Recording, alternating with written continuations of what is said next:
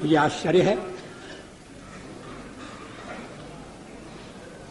कि परमाणु परीक्षण की भी आलोचना की गई। पूछा गया देश के सामने कौन सा खतरा था। मैं 1974 में सदन में था जब श्रीमती इंदिरा गांधी के नेतृत्व में परमाणु परीक्षण किया गया था। हमने उसका स्वागत किया था, प्रतिपक्ष में थे फिर भी स्वागत किया था, क्योंकि देश की रक्षा के लिए वो किया गया था। उस समय कौन सा खतरा था? क्या आत्मरक्षा की तैयारी तभी होगी जब खतरा होगा? अगर तैयारी पहले से हो तो जो खतरा अगर आने वाला है तो खतरा भी दूर हो जाएगा। खतरा अमल में नहीं आएगा।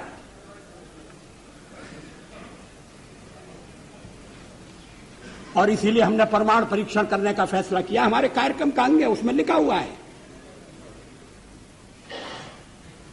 कोई छुपी हुई बात नहीं थी, कोई रहस्य नहीं था।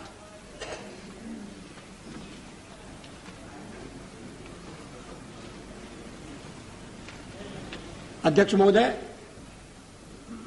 परमाणु परीक्षण के बारे में श्री चंद्रशेखर जी ने कुछ विचार व्यक्त किए।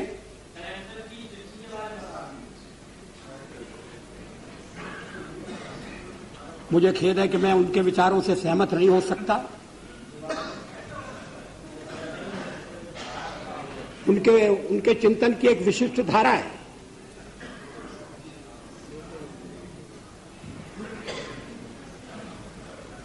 लेकिन 50 साल का हमारा अनुभव क्या बताता है?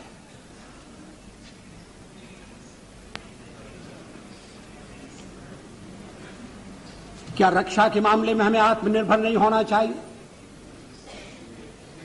केवल एक पड़ोसी नहीं, हमारे अनेक पड़ोसी हैं।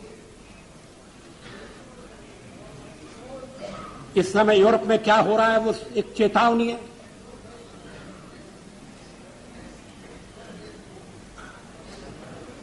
पोखरण 2 कोई आत्मश्लाघा के लिए नहीं था, कोई पुरुषार्थ के प्रकटीकरण के लिए नहीं था, लेकिन हमारी नीति है और मैं समझता हूं ये देश की नीति रही है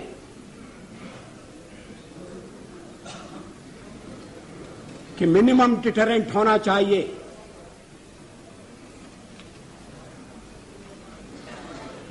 वो क्रेडिबल भी होना चाहिए।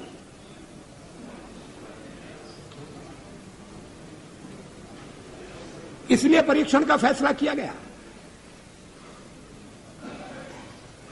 उसके कारण कुछ कठिनाइयां आएंगी, हमें मालूम था,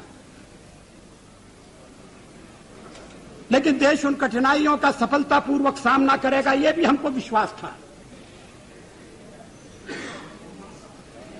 और ऐसा ही हुआ। आर्थिक प्रतिबंध हमें आगे बढ़ने से नहीं रोक सके। रक्षा संबंधी फैसले करने से हमें विरत नहीं कर सके।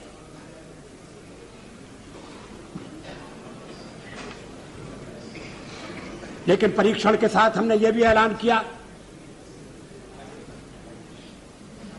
कि हम परमाणु हथियारों का प्रयोग करने में पहल नहीं करेंगे। No first use.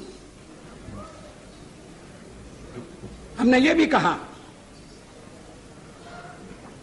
कि जिनके पास परमाणु शस्त्र नहीं है, हम उनके विरुद्ध उनका उपयोग नहीं करेंगे।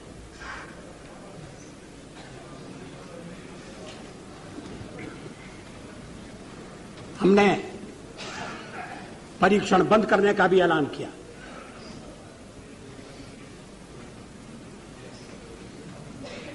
सचमुच में पोखरण में हम एक और परीक्षण कर सकते थे,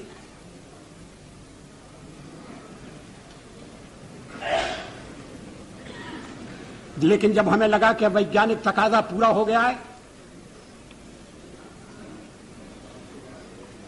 तो उस परीक्षण को हमने छोड़ दिया।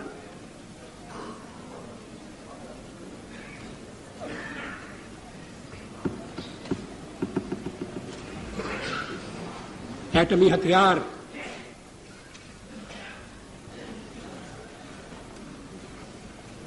रक्षा के लिए भी हो सकते हैं।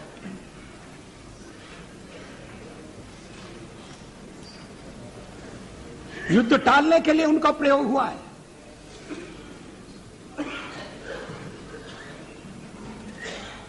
इतने वर्षों तक यूरोप में शांति रही, 2 शिविरों में बटे हुए विश्व में युद्ध नहीं हुआ। इसके मूल में कहीं न कहीं ये बात थी कि शक्ति संतुलन है और इसलिए एक दूसरे को छेड़ने से बाज आना चाहिए। डिटरेंट के पीछे यही परिकल्पना है। इस पर सारा सदन विचार करे, इस बात की आवश्यकता है।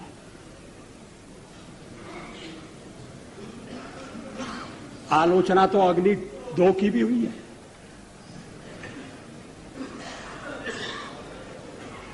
और उस दिन बड़ा विचित्र दृश्य उपस्थित हुआ जब सवेरे हमने अखबारों में पढ़ा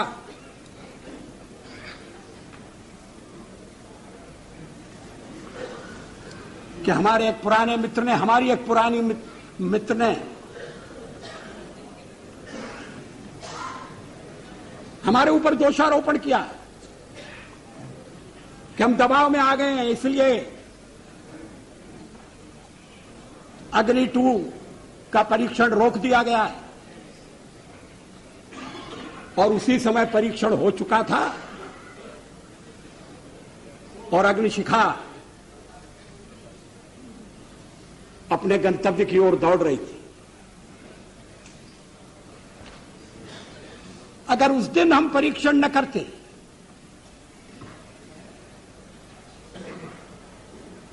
तो वो उनका वक्तव्य भ्रम पैदा कर सकता था।